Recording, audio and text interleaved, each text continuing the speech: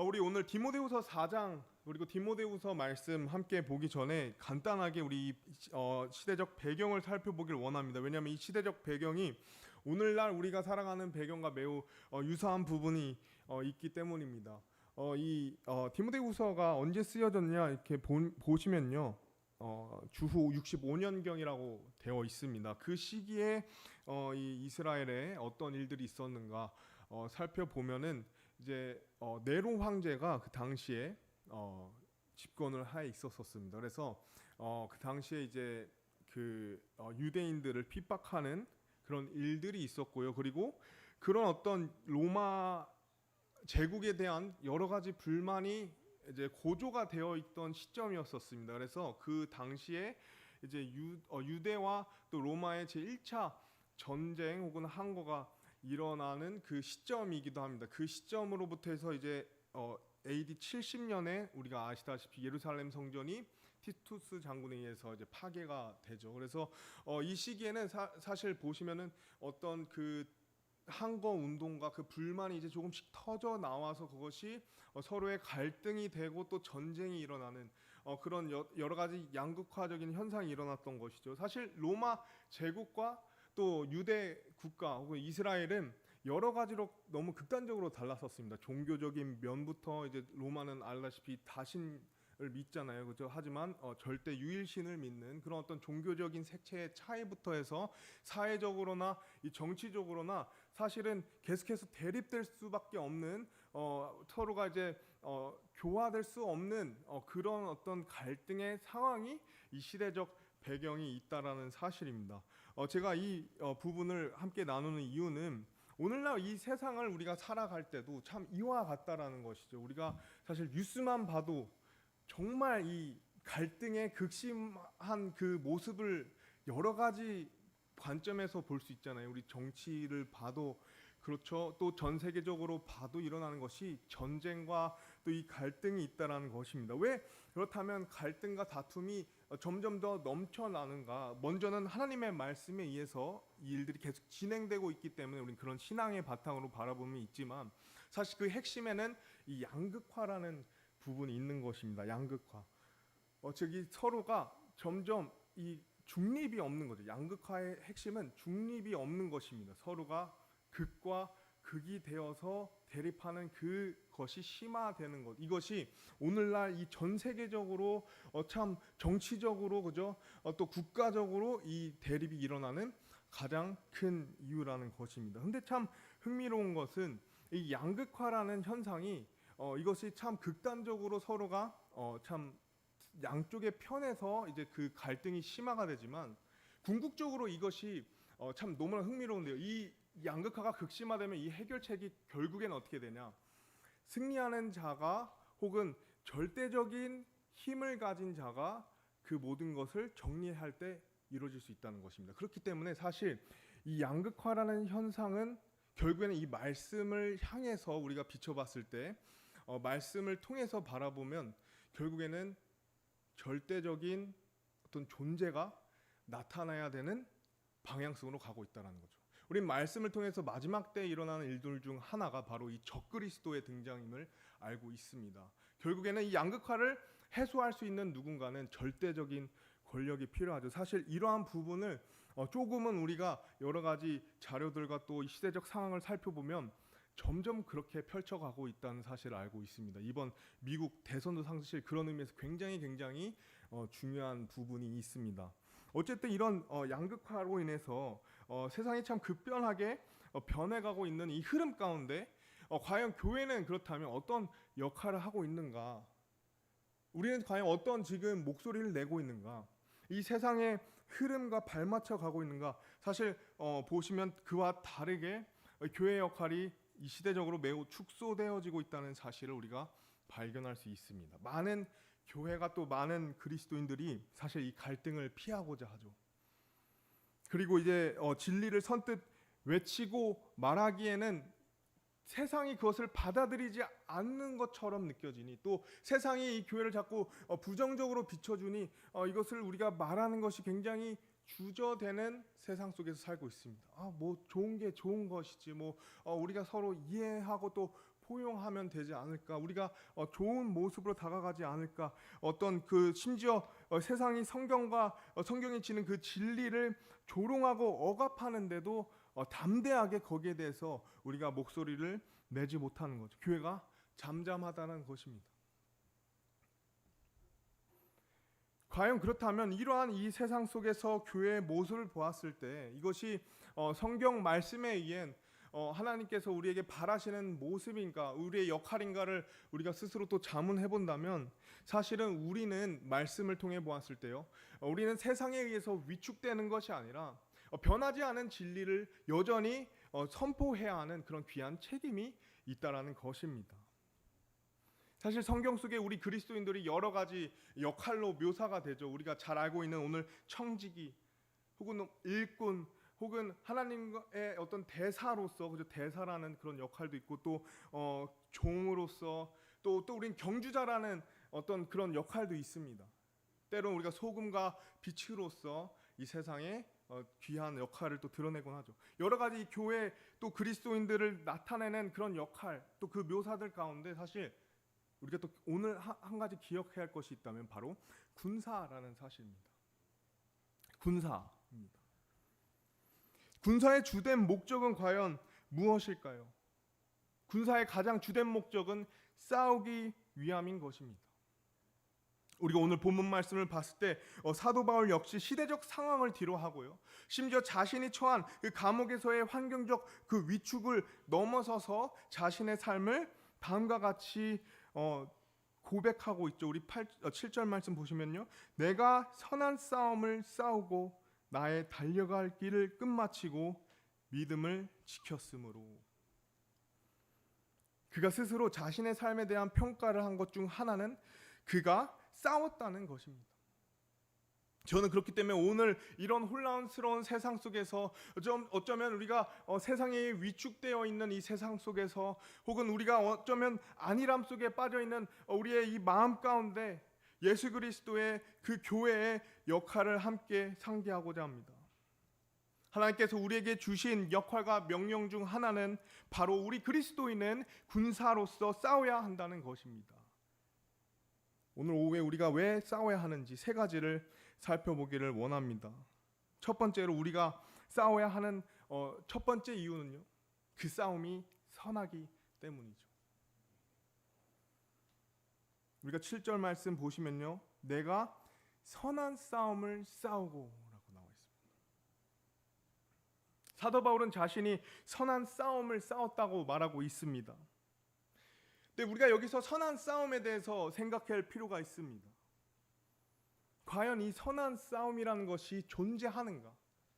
왜냐하면 우리의 보편적인 생각으로, 일반적으로 우리가 가진 생각으로 이 싸움이라는 것 중에 대한 싸움에 대한 오해 중 하나가 무엇이냐면 모든 싸움은 나쁘다라는 거죠.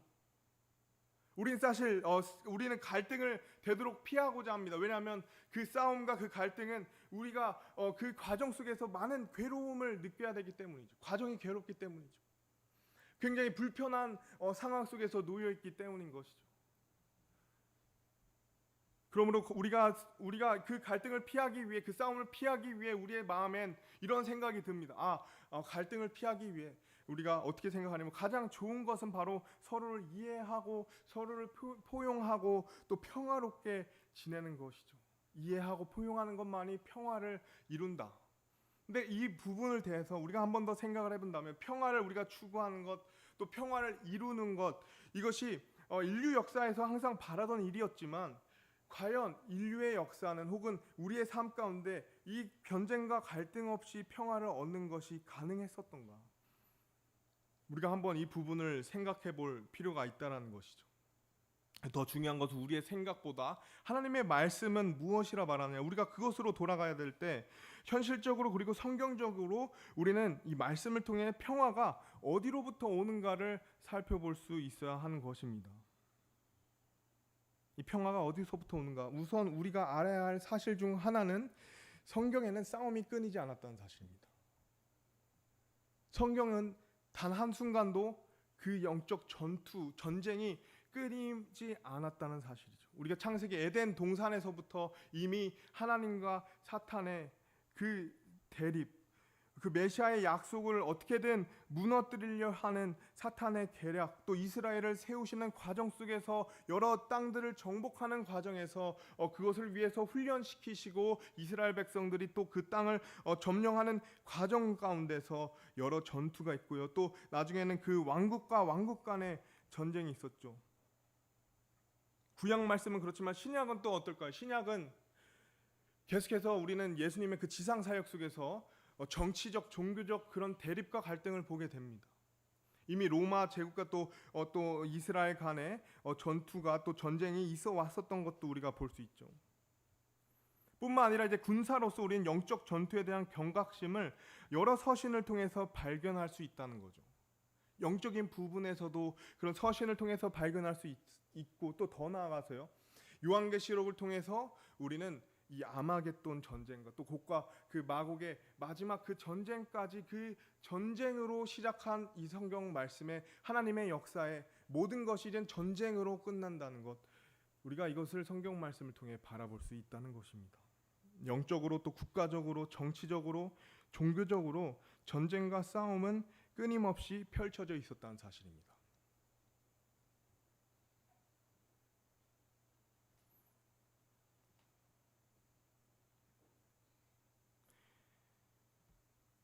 우리가 요한계시록 말씀을 그러므로 볼 때 우리의 믿음의 결말을 보게 되죠. 예수님께서 이 세상을 통치하시죠. 평화로서 통치를 하십니다. 예수님께서 이 땅에 진정한 평화와 안식을 주시죠. 그러나 예수님께서 그 평화와 안식을 주시기 위해서 사랑과 은혜로 사탄과 중간 지점을 타협해서 중간지대를 정하셔서 이루시지 않으셨다는 사실입니다. 예수님께서는 싸우셨고 예수님께서는 승리하셨기 때문에 예수님께서 통치하실 수 있었던 것이죠. 그것이 성경 말씀에 나오는 하나님께서 이 땅에 화평을 가져다 주신 방법이라는 사실을 우리가 기억해야 한다는 것입니다. 심지어 예수님께서는 자신이 이 땅에 화평만을 가져온 것이 아니라 화평을 위해서 검과 분열을 보내었다고 말씀하십니다. 마태복음 10장 34절 혹은 누가복음 12장 51절 말씀을 보시면 이렇게 나와 있죠. 내가 땅에 화평을 보내러 온 줄 생각하지 말라. 나는 화평이 아니라 검을 보내러 왔노라. 너희는 내가 땅에 화평을 주려고 온 줄 생각하느냐? 내가 너희에게 이르노니 아니라 도리어 분열을 주려고 왔느니라. 이 말씀 우리가 볼 때 이 구절을 통해서 내가 아는 예수님이 참 선하시고 예수님 화평을 이루시는 분이신데 어떻게 이와 같이 말씀하실 수 있을까? 우리가 이런 생각을 해볼 수 있는 것이죠. 이에 대한 답은 바로 아까 예전에 바로 얘기했듯이 예수님께서 화평을 이루시는 방법을 우리에게 보여주시기 위한 것이죠. 이 화평은 승리를 통해 온다는 사실입니다. 평화를 이루는 방법은 승리를 통해서 와야 한다는 것이죠. 절대 중간 지점은 존재할 수 없다라는 것입니다. 절대 타협이 존재할 수 없다는 것이죠. 그렇다면 승리는 어디서부터 오는가? 바로 항복하는 것부터 오게 된다는 것이죠. 그러므로 이것이야말로 진정한 승리와 평화, 화평을 가져다 주시는 하나님의 방법인 것입니다. 그러므로 우리 시선과 생각에는 모든 싸움은 나빠 보일 수 있다 하지만 하나님께서는 그렇기 때문에 그 방법을 사용하셔서 평화를 주시는 이루시는 하나님이시기 때문에 우리에게 선한 싸움이 있다고 말씀하시는 것이죠. 선한 싸움이 있다는 것이죠. 더 나아가서 그 선한 싸움을 우리가 싸우라고 명령하셨던 것입니다.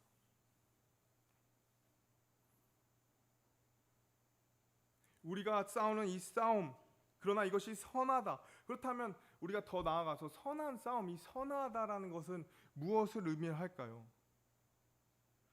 우리가 이 선함을 보기 위해서 우리가 가장 그것을 뚜렷하게 볼 수 있는 것은 여러 구절이 있지만 창세기에 있습니다. 창세기 말씀을 보시면은 바로 이렇게 나와 있죠.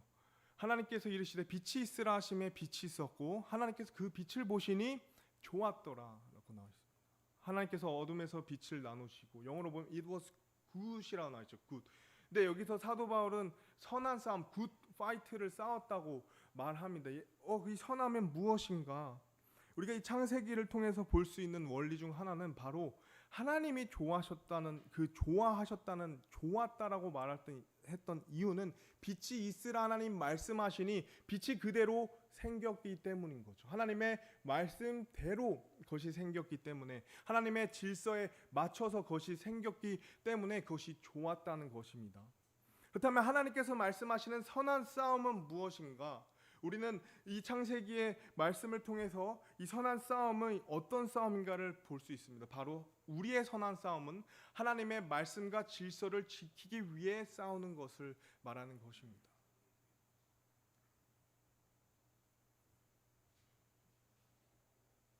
하나님의 말씀대로 하는 것, 하나님의 말씀을 지키기 위해 싸우는 것, 이것은 선한 싸움이 되는 것이죠. 또 다른 부분은요, 하나님께서 우리가 여러 말씀을 통해 자신이 선하신 것을 말씀하십니다.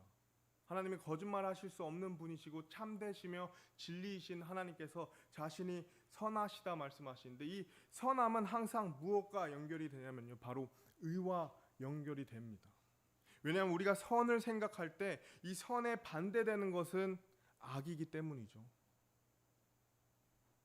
선한 싸움, 이것은 악한 싸움이 아니라는 것이죠. 하나님께서 그렇다면 선하신 분이라면 그 선하신 분을 위해 싸우는 싸움은 선한 싸움일 뿐만 아니라 바로 옳은 싸움이 되는 것입니다. 의로운 싸움이 되는 것이죠. 사도 바울은 자신이 싸운 싸움이 그저 그냥 싸운 것이 아니라 선한 싸움이라 고백을 하였었습니다. 왜냐하면 그것은 하나님의 말씀을 지키기 위한 싸움이었고, 또 하나님께서 말씀하신 대로 그것을 지키기 위한 올바른 싸움이었기 때문이죠. 많은 그리스도인들이 이 싸움에 대해 굉장히 불편해하기 시작합니다. 우리가 조금은 더 발을 뺀다면, 우리가 조금 더 타협을 한다면 우리가 더 많은 사람들을 얻을 수 있지 않을까. 물론 그것도 너무나도 중요한 부분이죠. 하지만 우리에게 주어진 이 군사로서의 목적 중 하나는 바로 싸워야 한다는 것이죠.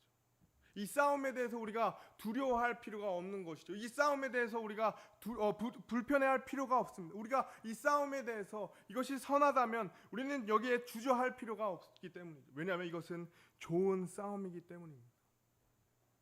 우리가 선한 싸움을 위해 싸울 때 하나님께서는 우리에게 다음과 같이 말씀하시고 약속하시죠. 우리가 아는 바와 같이 하나님을 사랑하는 자들, 곧 그분의 목적에 따라 부르심을 받은 자들에게는 모든 것이 합력하여 선을 이루느니라 라고 말씀하십니다.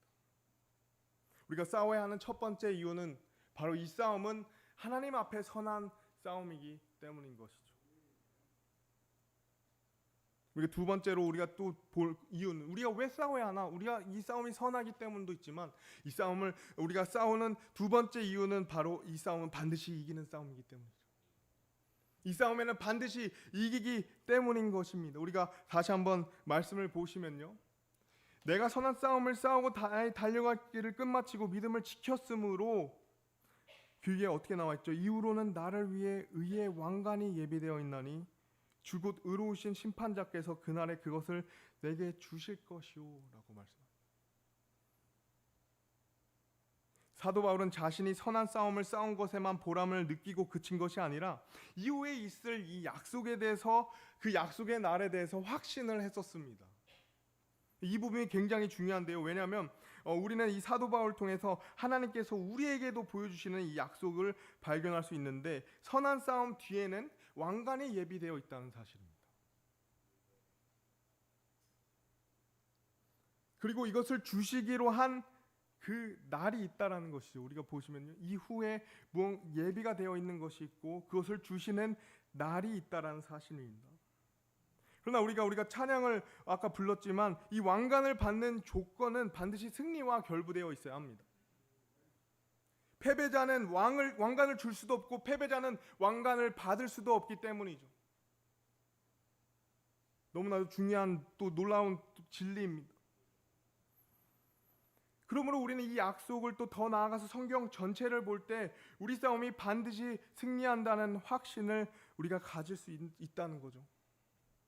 우리가 지금 싸우고 있는, 우리가 반드시 싸워야 하는 이 싸움은 반드시 이기는 싸움이며, 이 싸움 끝에는 우리에게 주어질 무언가가 예비되어 있다. 그것을 받을 어떤 날이 우리에게 있다라는 그 확신이 있다는 것입니다. 그것을 주시는 분은 반드시 승리하여야 하는데 이 싸움은 반드시 승리할 싸움이기에 하나님께서 우리에게 약속하신 놀라운 사실을 우리가 발견할 수 있다는 거죠. 그런데 우리가 이 승리의 날을 아직 우리가 경험하지 않았기 때문에 이 승리의 날이 정말 올 것인가 우리의 마음을 또 생각을 불러일으킨다면 사실은요, 우리는 이미 하나님의 승리를 맛본 자들입니다. 하나님께서 이미 2000년 전에 승리를 하셨다는 것이죠. 하나님께서 우리에게 보여주신 첫 번째 승리는 바로 이 갈보리에서 예수 그리스도께서 이루신 승리인 것입니다. 우리가 골로새서 2장 13절에서 15절 말씀을 보시면 다음과 같이 나와 있죠. 또 너희 죄들과 너희 육체의 무할례 가운데 죽었던 너희를 하나님께서 그분과 함께 살리시고 너희의 모든 범법들을 용서하셨으며 우리를 대적하고 우리를 반대하던 것, 즉 손으로 규례들을 기록한 것들을 지우시고 그것을 길에서 치우사 그분의 십자가에 못 박으셨으며, 그 다음에 너무 중요한 말씀이 나옵니다. 권력들과 권능들을 망하게 하사 십자가 안에서 그들을 이기시고 공개적으로 그들을 구경거리로 삼으셨느니라 라고 말씀합니다. 예수님께서 이루신 첫 번째 승리는 이 세상에서 가장 위대한 승리였던 것이죠. 바로 이 심판의 고난과 정죄를 견디시고 그 값을 다 이루신 예수 그리스도께서 이제는 그 사망까지 이루시고 부활하심으로 이 대적 사탄을 완전히 무찌른, 그 머리를 상하게 한 그 위대한 승리는 바로 갈보리의 승리, 십자가의 승리였다는 것입니다. 우리는 사실 그 승리를 경험한 자들, 우리는 그 승리를 보았던 자들입니다. 그 위대한 첫 번째 승리뿐만 아니라 예수님께서는 앞으로 우리에게 또 다시 이기실 약속의 그 말씀들을 계속해서 보여주고 계신다는 것이죠. 우리가 계시록 20장 말씀을 함께 보길 원합니다.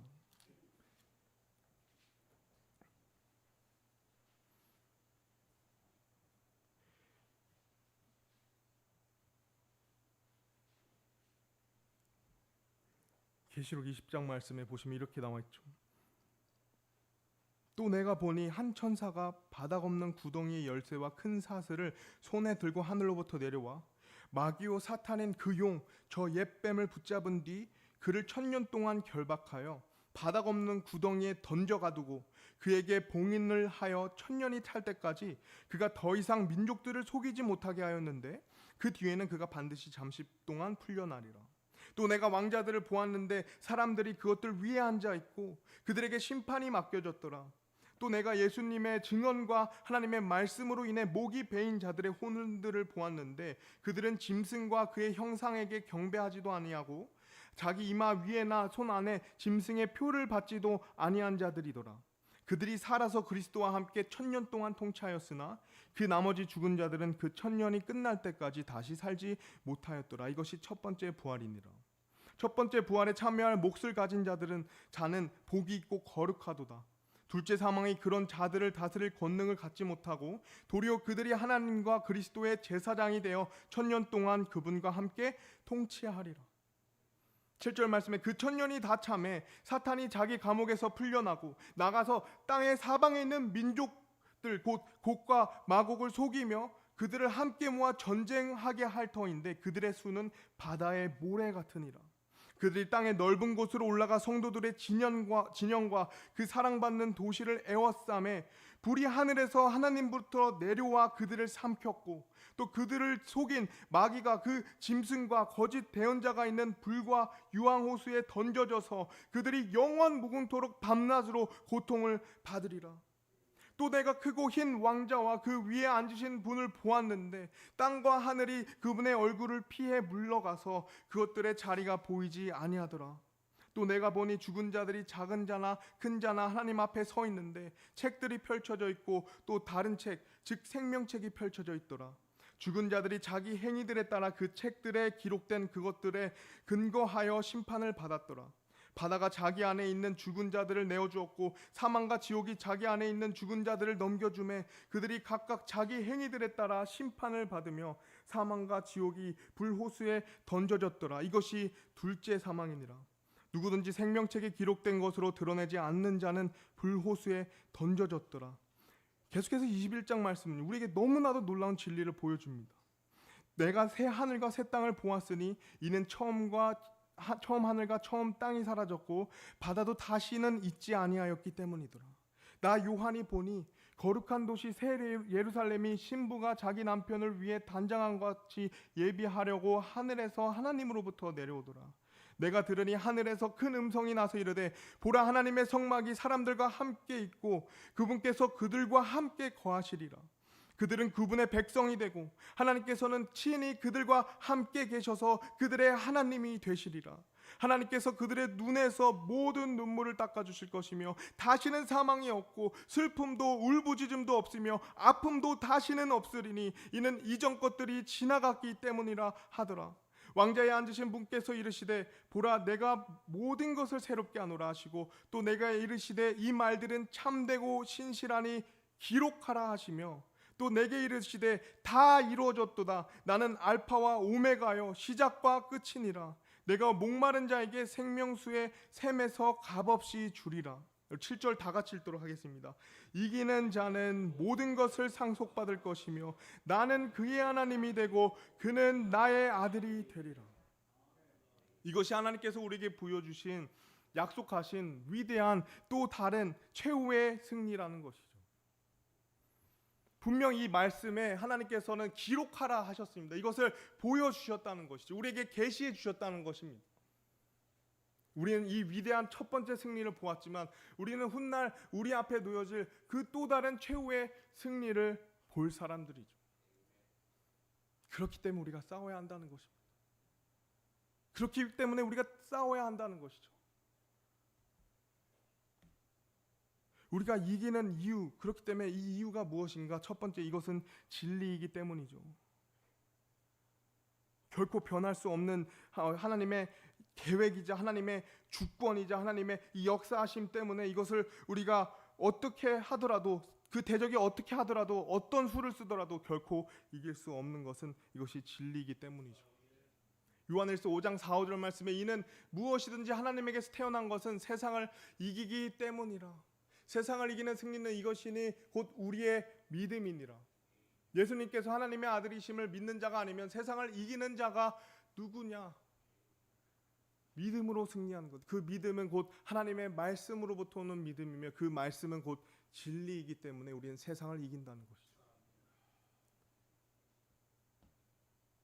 우리가 이 세상을 살아가면요, 참 놀라운 일들이 많이 있습니다. 참 많은 일들이 펼쳐지고 있죠. 캘리포니아에서 자녀 성별 인정법이 발행되었습니다. 또 다른 말로는 트랜스젠더 학생 보호 법안입니다. 그 내용을 살펴보면요, 모든 학생은 학교에서 자신이 누구인지에 대해 안전하고 지원받고 긍정받을 자격이 있습니다. LGBTQ 정체성을 공개하여 커밍아웃할 시기와 누구에게 커밍아웃할지 선택하는 것은 건강과 안전 그리고 중요한 관계에 영향을 미치는 매우 개인적인 결정권이며 모든 LGBT 사람은 스스로 결정할 권리가 있습니다. 캘리포니아 전역의 부모와 가족은 LGBTQ로 커밍아웃하는 것이 매우 개인적인 결정이라는 것을 이해하고 자녀가 스스로 조건에 따라 커밍아웃하도록 지원하고자 합니다. 이 말을 요약하자면요, 자녀가 정체성을 결정하는 데 대해서 학교가 그것을 보호해주고 존중해주고요, 부모는 그것에 관여할 수 없는 법안입니다. 이게 미국에서 발행이 됐습니다.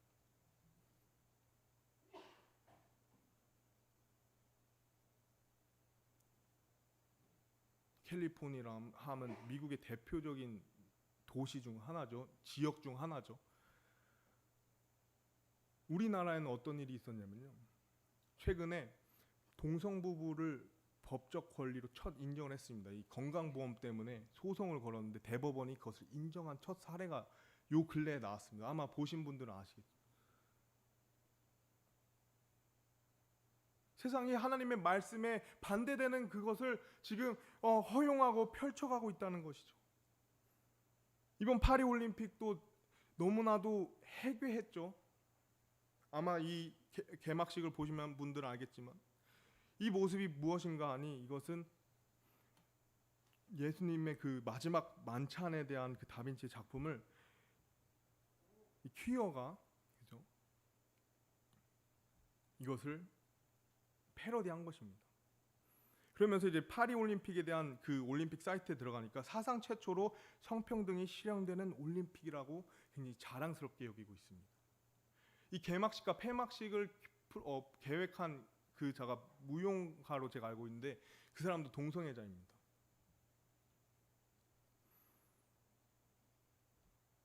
우리가 싸워야 할 이유가 분명히 있다라는 것이죠.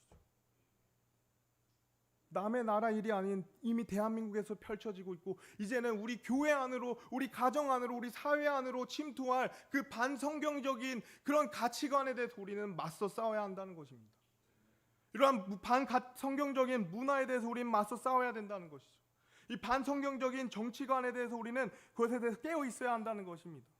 반성경적인 교리에 대해서 무차별적인 포용과 또 사랑과 은혜로 감싸는 그런 타협이라는 그런 더러운 교리에 우리는 맞서 싸워야 한다는 것이죠. 반성경적인 이 가르침에 대해서 우리는 깨어 있고 우리는 그것에 대해서 아니라고 말할 수 있어야 한다는 것입니다. 우리는 반드시 이 성경적인 가치관을 우리 삶에 가지고 그것을 가르치고 그것을 드러내며 그것이 나의 삶의 기준이고 나의 정체성인 것을 우리가 가져야 한다는 것이죠. 왜냐하면 그 싸움은 반드시 승리할 것이기 때문인 것입니다.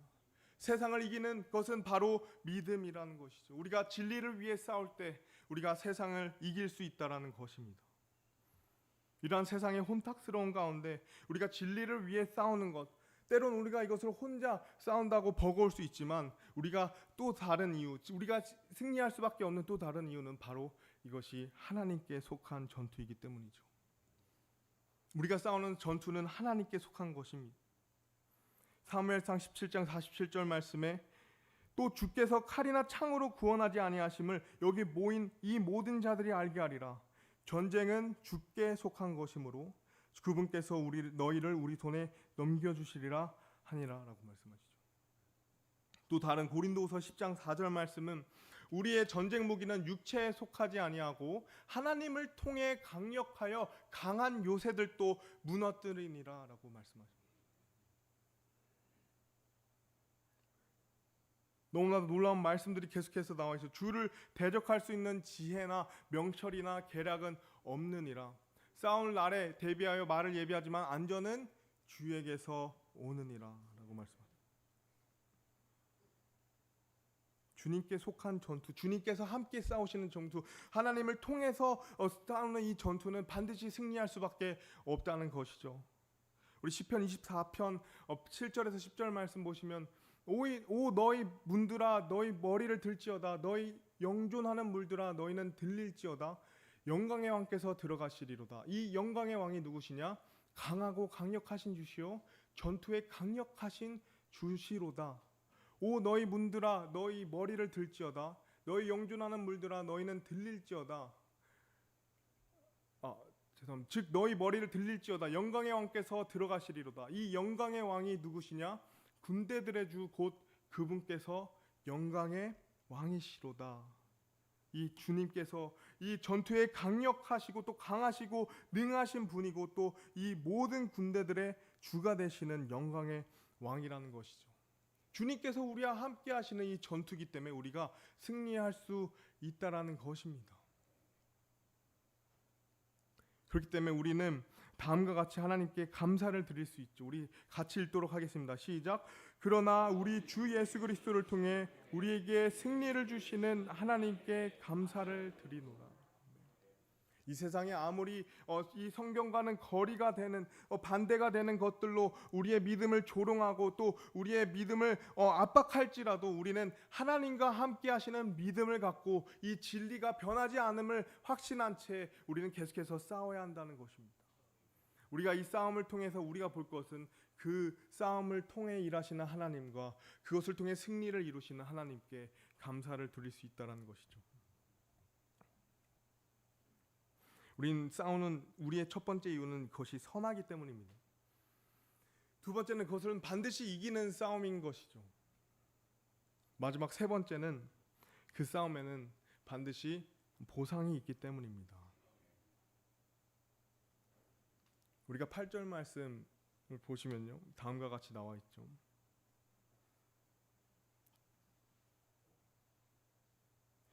주 곧 의로우신 심판자께서 그날에 그것을 내게 주실 것이요 내게만 아니라 그분의 나타나심을 사랑하는 모든 자들에게도 주시리라.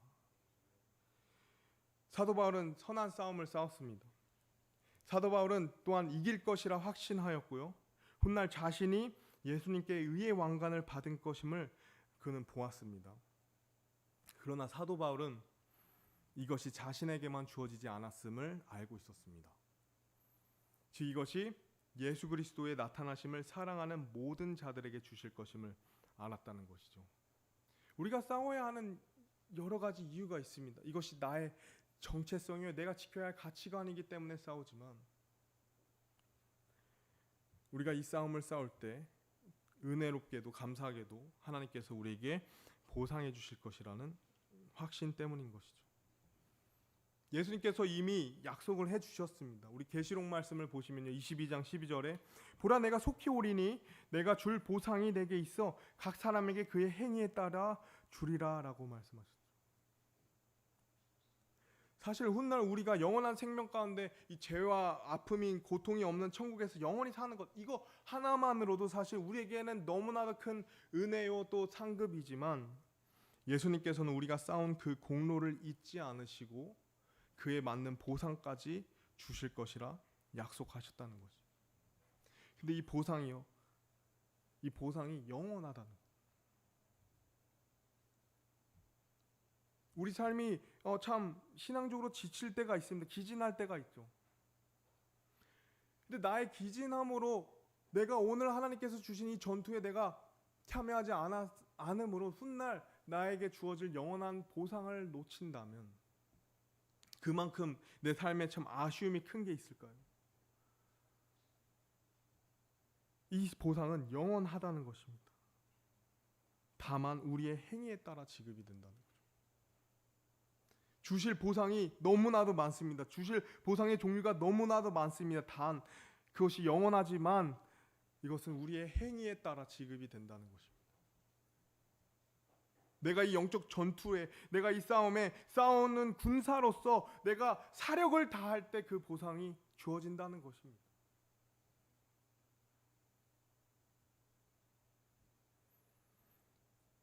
그렇기 때문에 우리는 선하고 이기는 이 싸움 속에 진리를 위해 하나님과 함께 투쟁해야 한다는 것입니다.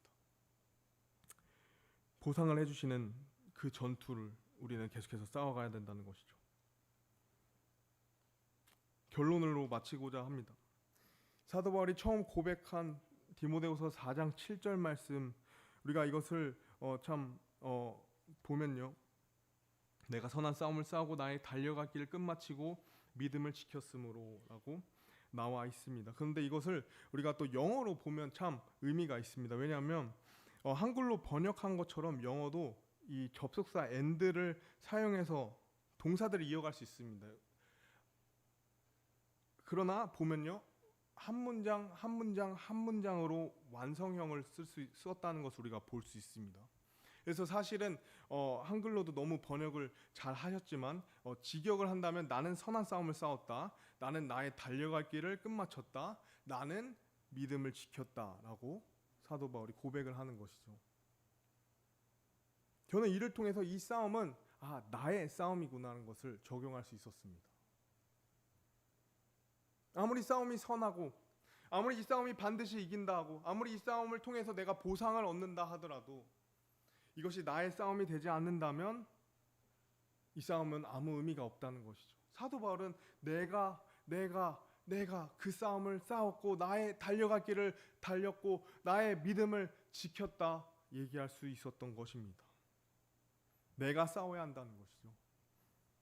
나의 영적 전투라는 것입니다. 나의 달려갈 길이어야 한다는 거죠. 내가 지켜야 할 믿음인 것입니다. 그렇다면 오늘 나는 나의 선한 싸움을 싸우고 있는가? 오늘 나는 나의 달려갈 길을 달려가고 있는가? 오늘의 나는 내가 지켜야 할 믿음을 알고 지키고 있는가?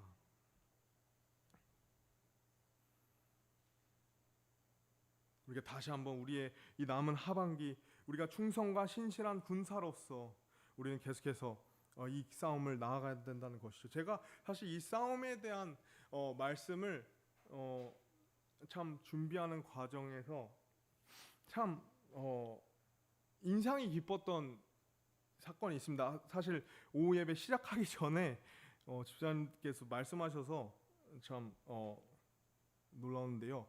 우리가 잘 알고 있는 최근에 일어난 그 도널드 트럼프 대통령 후보 그 암살 시도 사건이 있었죠. 저 사진이 참 그 사진 작가 엄청난 진짜 그 정신으로 이건 역사적 순간이 되겠다 해서 이 사진을 찍었는데 참 묘하게도 참 잘 찍었습니다. 총알이 참 흩날리고 생명적 위협이 있는데 그 카메라를 들고 찍었다는 그 상황에서 참 저는 놀라웠지만 사실 이 상황을 직접 겪은 저 트럼프 대통령 여러 가지 좀 시선이 있어서 생각이 어떠실지 모르겠지만 저는 그 사람에 대한 말보다도 그 사람이 어떤 모습을 보였는가를 집중하기를 원합니다. 총알이 스친 그 상황 속에서 사실은 패닉에 빠지기 쉽습니다. 당연한 거죠. 본능적으로 빠지기가 쉽습니다. 근데 그 사람이 그 총알을 피하고 경호에서 모든 것이 이제 해결이 됐다 했을 때 그가 일어나서 어떻게 하셨죠?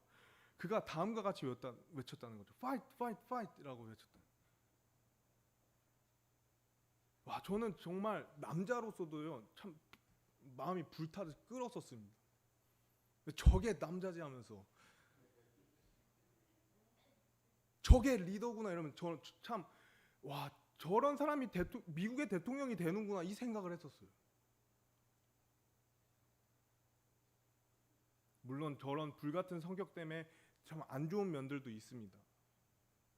그러나 저는 이 부분이 너무 참 기억이 남았어요. 어떻게 총알이 스친 또 다른 총알이 날라올 수 있는 상황에서 그는 대중들을 향해서 싸우자, 싸우자, 싸우자를 외쳤을까요? 과연 그의 마음에 어떤 투쟁의 의지가 있는, 어떤 마음이 있길래 총알이 지쳐가는 그 생명의 위협 속에서도 그는 싸우고자 했을까?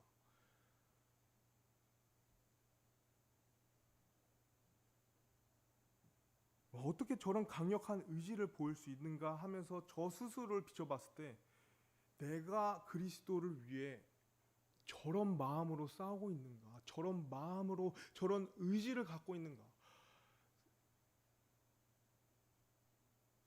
정말 이 진리를 위해서 정말 이 선하다 하는 그 싸움을 싸우라는 명령을 듣고도 나는 이 세상의 시선과 내 안에 있는 두려움과 또 이 혼란 가운데 그 싸움을 외치지 못하진 않는가?